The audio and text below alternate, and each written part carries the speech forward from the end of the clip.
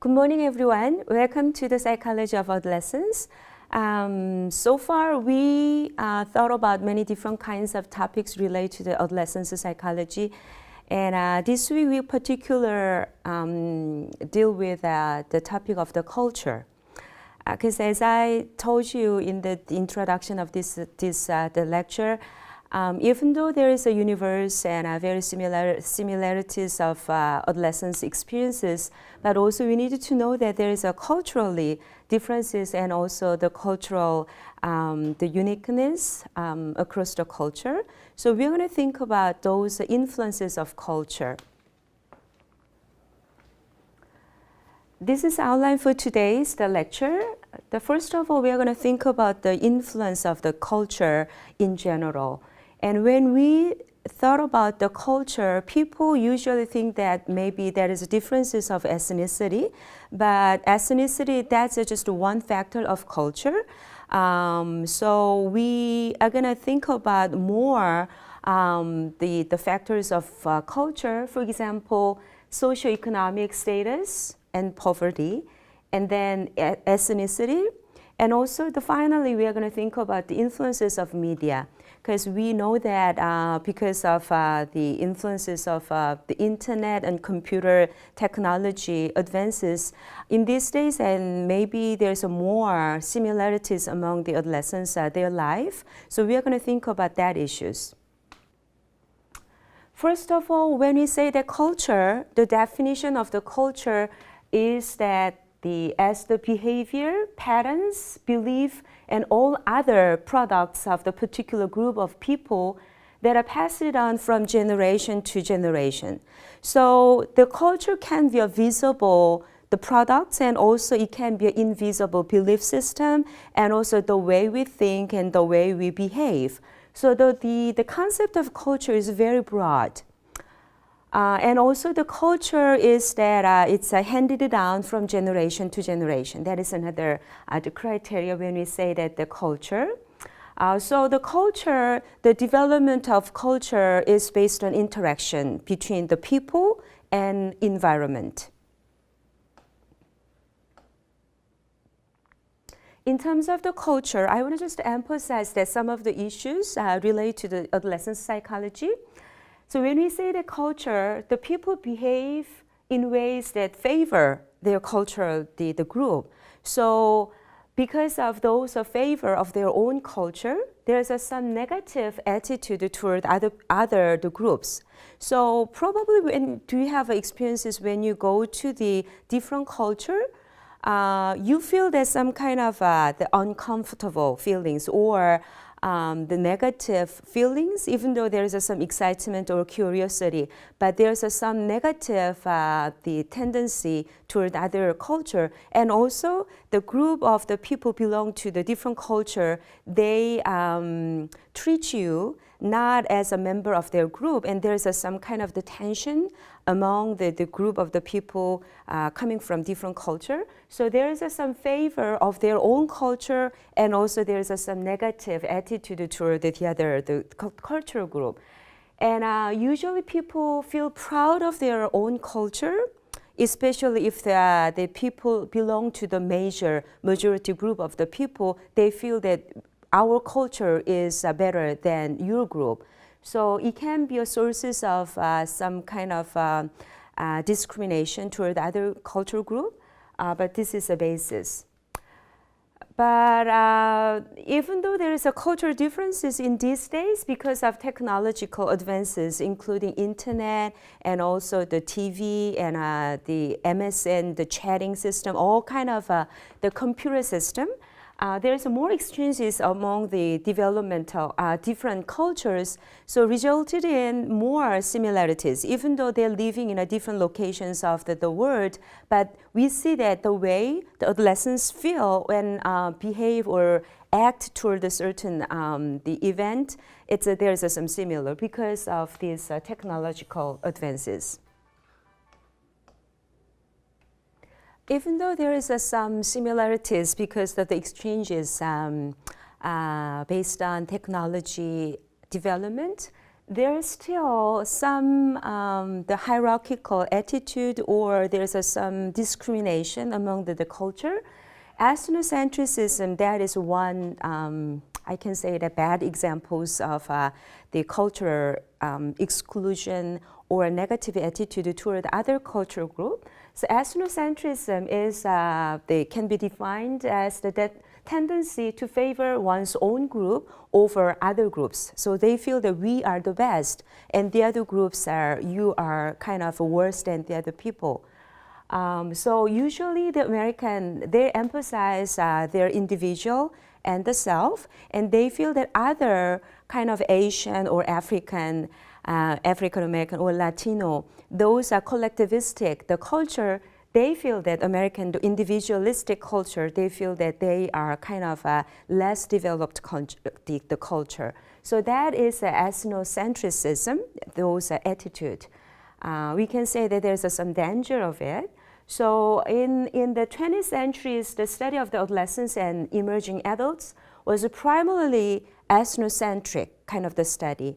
And this is kind of we needed to be very careful, even though we are using the textbook written by the American psychologists, and many examples are based on the American society and American culture. So even though the authors, he aware that there's some cultural differences, but he admit that there's some tendency, especially those psychology developed in Western culture, there is a tendency to see that their life and their way of thinking, that is a kind of the standard of the people of the way of thinking. But that's not really true. It can be an ethnocentrism kind of attitude. So throughout the culture, throughout this course, I want to just encourage you, maybe including myself, we needed to be aware the textbook and the findings of the research conducted in Western culture, that is just one example, and can be different in our culture and your own culture.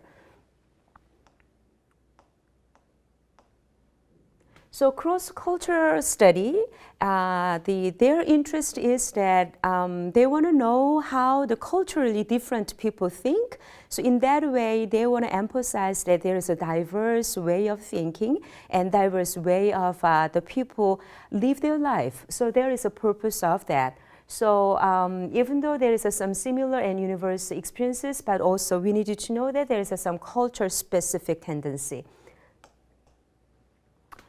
Individualism, collectivism, this is one very popular way to classify of the culture, especially based on ethnicity. So individualism, those culture, they emphasize personal goals over group goals. So people usually living in an individualistic culture, they feel that my own career goal, for example, can be more important than my family expectation. So they don't feel that any conflict, even though my parents want me to be a doctor, but I'm very interested in farming. Then those people living in the individualistic culture, they can just take out whatever they want, even though there's some family expectation there. So that is individualism. So they values serve self. So feeling good is very important in an individual society, individualistic the culture. And personal distinction is also very important, and personal achievement. And independence, that is kind of the value respected a lot in an individualistic society. But on the contrary, collectivistic, the culture, they are kind of the push or expectation. Sometimes you needed to sacrifice your own goal for the benefit of the group you belong to. So in the career choice example, maybe the people living in a collectivistic culture, even though I'm very interested in my own the interest area, for example, arts, or wanting to be the farmer, whatever. But if my parents wanted to be a lawyer or a doctor, then usually the people living in a collectivistic culture, they follow those expectations of the group and not the family. So not independence, but they respect interdependence, meaning that balance and harmony among the group members is very important for the people in a collectivistic culture. So harmonious relationship, that's more emphasized than the individual achievement. So this is kind of the one example how the culture play a role in a human being's life and our daily life and emotions, and also in the long run our life goals have the influence on.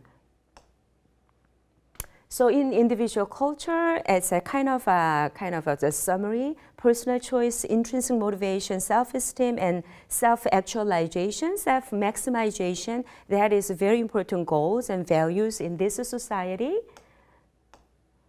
But in collectivistic culture, usually they emphasize connectedness to the family. So even though you're a very bright member, but if you don't have any contribution to the family, then probably they can be considered as very selfish people. So connectedness is very important, and orientation to the larger group. So not just about your individual goal, but think about the family and society and nations. That is very important things. So to follow this rule, respect each other and obedience to the older people, that is emphasized in a collectivistic culture. So it's an individualism and collectivism kind of very efficient way to think how the culture plays important roles in our life. But there is a criticism. Because as you feel that even though the individual culture, individualistic culture and collectivistic culture, there are also within group differences. But since this, the classification just based on those two criteria is too simple and too broad, so there is a criticism. So in these days, as a more kind of specified the criteria they're using. So for example, horizontal and vertical criteria is another criteria to classify individualism and collectivism. And as I told you that when we say that culture, it's not just about the ethnicity, it's also other criteria. Socioeconomic status, that is one example of the culture, and that have a very important role in our life. So when I say that SES, that is a reflect of the people's occupational, educational, and economic the background. So if the people have a similar the status of occupational and educational and economic status, then probably they share some common the cultural values and cultural attitude among the group.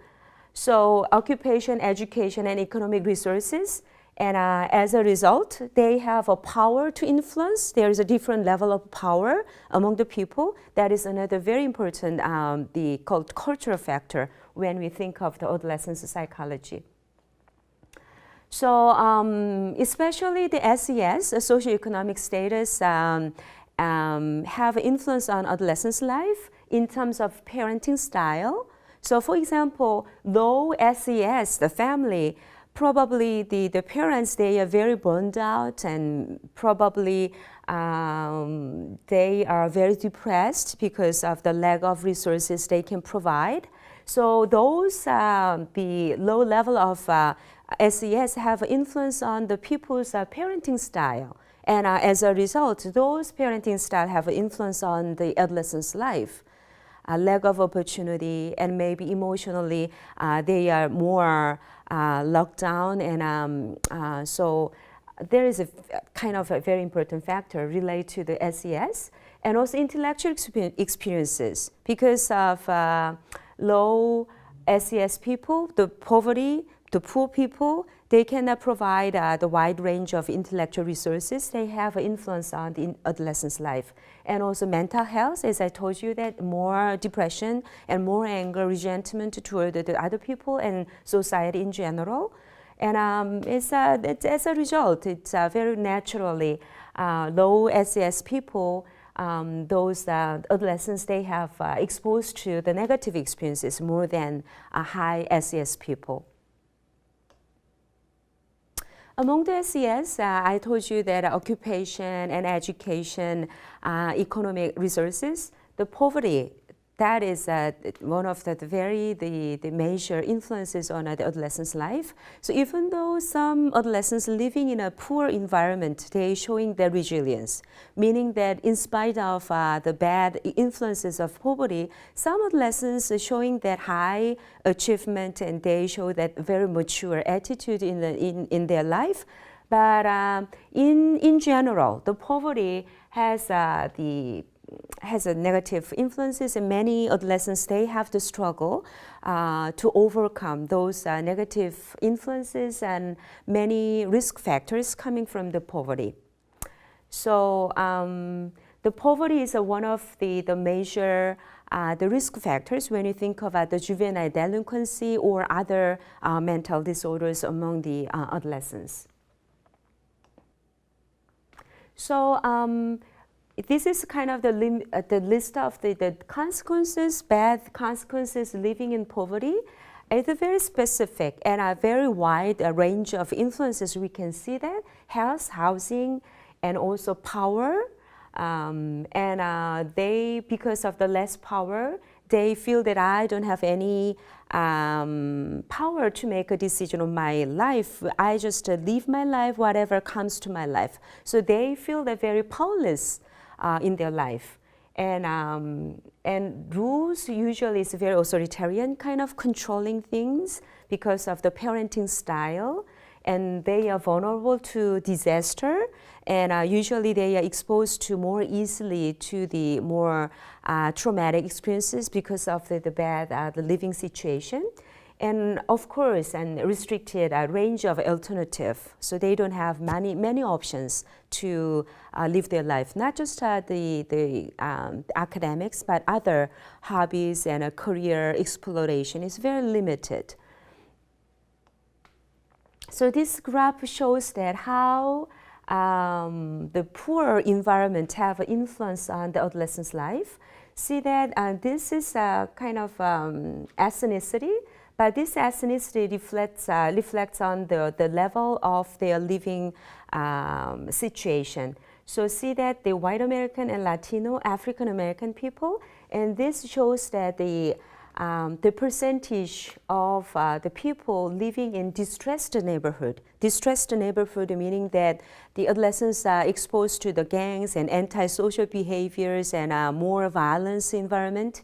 So see, more white people, they are less exposed to very clearly. And African American people, they are exposed to the more vulnerable situation because of the poverty. So when we say that African American, they showing more violence, and we have to be careful, maybe because not because of their ethnicity, maybe because of their living environment, which is a poor environment. And another thing is that feminization of poverty, what that means is that poor people, in terms of gender-wise, more women, they are exposed to the poverty. So far more women than men live in poverty. So like an ethnicity, there is a kind of a double, the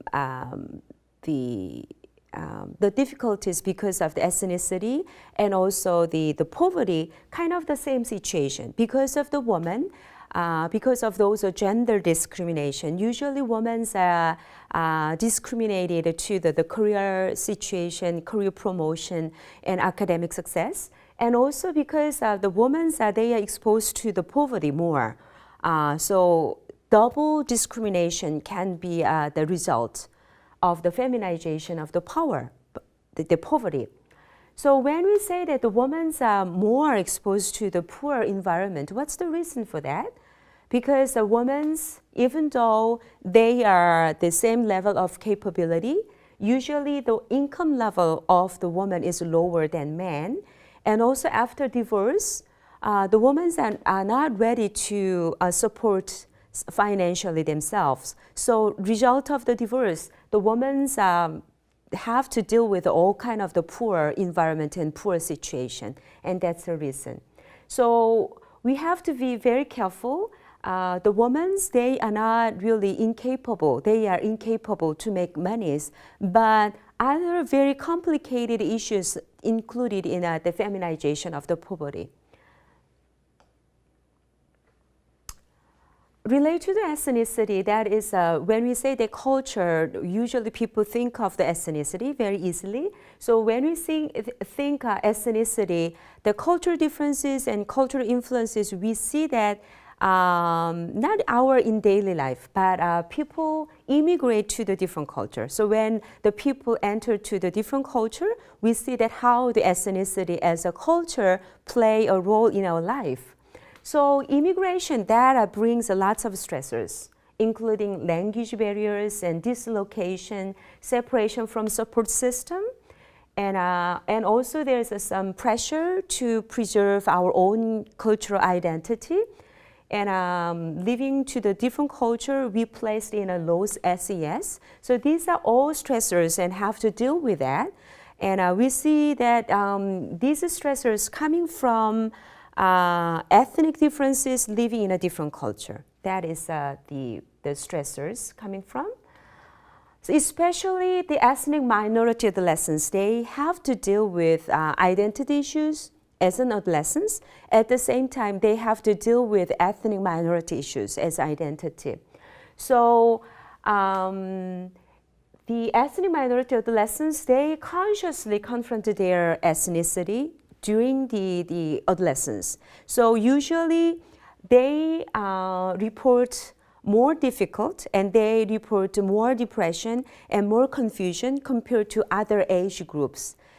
Because the adolescents, that's the time think about identity itself. But ethnic minority status, that brings more the conflict in addition to their ethnic, their identity exploration.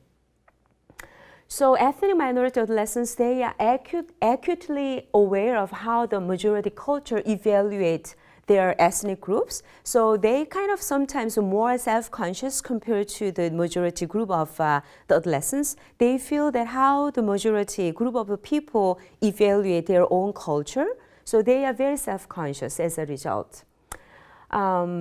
So because of those awareness and sensitivity to the majority group of the people, they aware of negative appraisal and evaluation and conflicting values and restricted occupational opportunity. And they feel a very resentment inside toward the majority group of the adolescents.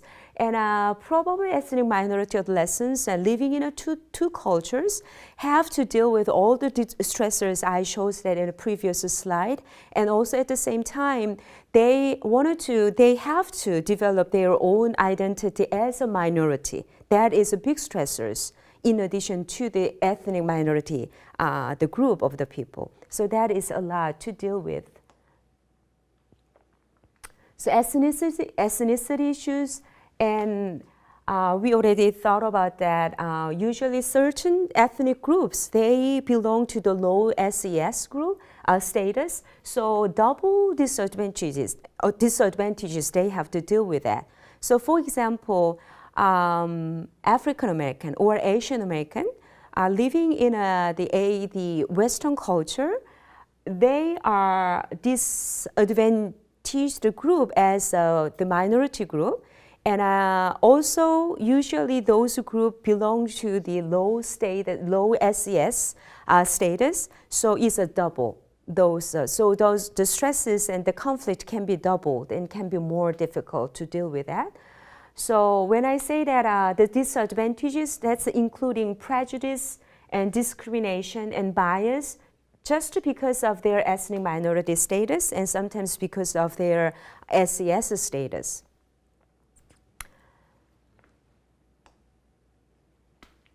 So finally, when we think of the cultural issues, I told you that there's still ethnocentrism.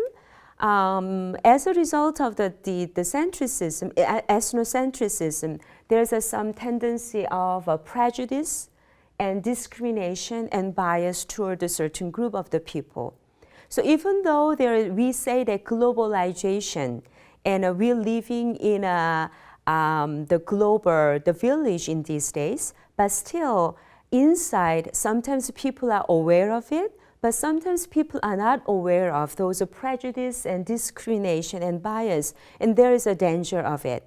And even though in the old days, people believe that there is the best culture, and the cultures has to melt it into those good culture. But in these days, we change our mindset, have to respect the diversity, and have to learn each other. So in that way, we can deal with, and we can be free from the prejudices and discrimination and bias.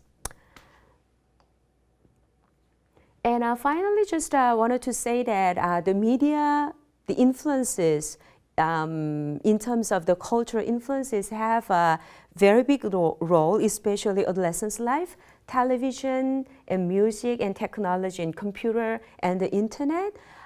So maybe the more than physical location, or maybe more than physical ethnicity, those media uses and media, the influences can be more powerful when we understand the adolescent's life. So in a textbook, and maybe you can think about your own life, how the media have an influence on the standard of your living and your values and your attitude. So that is another becoming more important cultural aspect in our daily life. So as a summary of the chapter 12, we think about the culture. It's a really big and complicated issues, and it's getting more important in Korean society. It has been the consistently very important issues in Western culture, especially in the American culture. When we say that the culture is not just about the ethnicity, but also other aspects of the culture, we need to think about that. And there is a danger of the ethnocentrism because of discrimination, or sometimes the prejudice the prejudice and the bias toward other cultural group. It can result in very bad the results of it. So have to be very careful. So in a textbook, there is many examples of it, and also this week I upload the discussion topics relate to your own cultural values, and how hopefully you can think about that, how your cultural background have an influence on your own value, and whether you have your own discrimination or prejudice toward other cultural people. So that's my goals for today's lecture.